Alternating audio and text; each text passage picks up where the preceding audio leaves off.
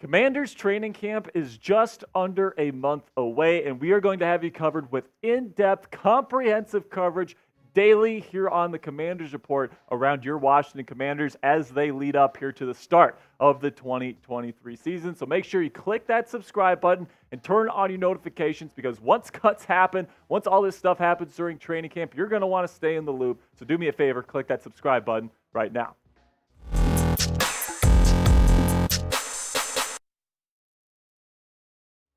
What's good, Commanders fans? I'm your host, Jack Sperry, and this is the Commanders Report. On today's show, I've got 5 undrafted free agents here for the Washington Commanders that very well could make the roster. Now, definitely UDFAs have an uphill battle in order to make the final 53-man roster, but there's 5 names here that I definitely think have a shot to be on that final list of 53. Starting with my personal favorite UDFA for the Commanders this season, Mitchell Tinsley out of the University of Penn State, who I don't think is going to be like an all-pro caliber wide receiver. Then again, if he was that caliber of player as an undrafted free agent, that would be an absolute steal for the Washington Commanders. But I think Tinsley is going to be a very solid type of wide receiver here moving forward. He's 6 foot, just about 200 pounds, so he's got a little bit of girth to him, and he's a very good route runner that's going to be able to get open for the Commanders consistently here at the NFL level, at least in my opinion. Now, the Commanders' wide receiver room, in my opinion,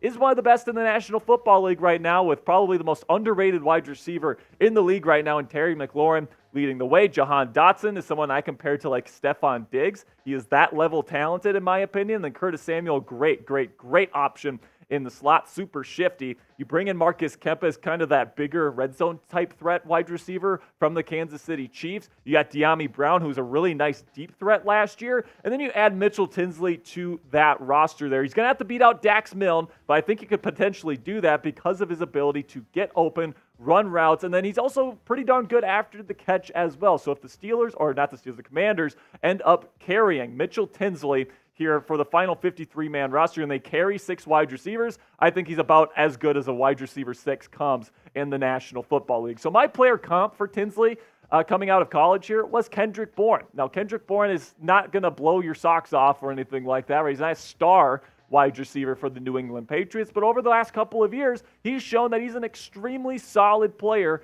in this league, right? He's consistently getting a catch after catch after catch, getting open, very reliable option for the New England Patriots throughout his career. And I think Mitchell Tinsley could very well be the same here for the Commanders moving into his rookie season. So let me know what you guys think about Mitchell Tinsley down in the comments section. Will he make the final roster over a guy like Dax Milne? Let me know what you guys think with a yes or no down there in the comments. This is going to be the pinned comment on today's show. So YouTube's going to throw you an ad break here in just a couple of seconds. Take advantage of that time, but give me a yes or no down there in the comments. All right, another UDFA that is really starting to make waves in practice is special teams specialist as a punt and kickoff return man, Kazmeir Allen. So if you're carrying Kazmeir Allen, if you're the Commanders, he is probably going to only be a special teams player, right? Returning punts and kicks. And the question is, do the Commanders even have a spot for one of those types of players on the final 53-man roster? With the new special teams rules on kickoffs this year, kickoff return men are definitely less valuable in the NFL than they once were, because there's going to be a lot more touchbacks now, a lot more fair catches as well. So is this really the type of player Ron Rivera wants to keep on the roster? I guess we'll see, but the reports are Allen is really doing a great job for the Commanders in camp, and he has a shot to make the final 53. All right, now, if you want to get this awesome Commanders t-shirt here for the 4th of July, it's not too late. Go to chatsports.com/CommandersUSA. That's going to take you to the Fanatics website. And if you buy the shirt with our link, that's going to tell them that we sent you, and we get a little bit of the profits there. So it's got that awesome red, white, and blue Commanders text on there with the Commanders logo. This is the perfect shirt to be wearing at your 4th of July cookout, cooking some burgers, some hot dogs while representing the burgundy and gold as well. So go to chatsports.com/CommandersUSA to let Fanatics know that we sent you. Really do appreciate all the support.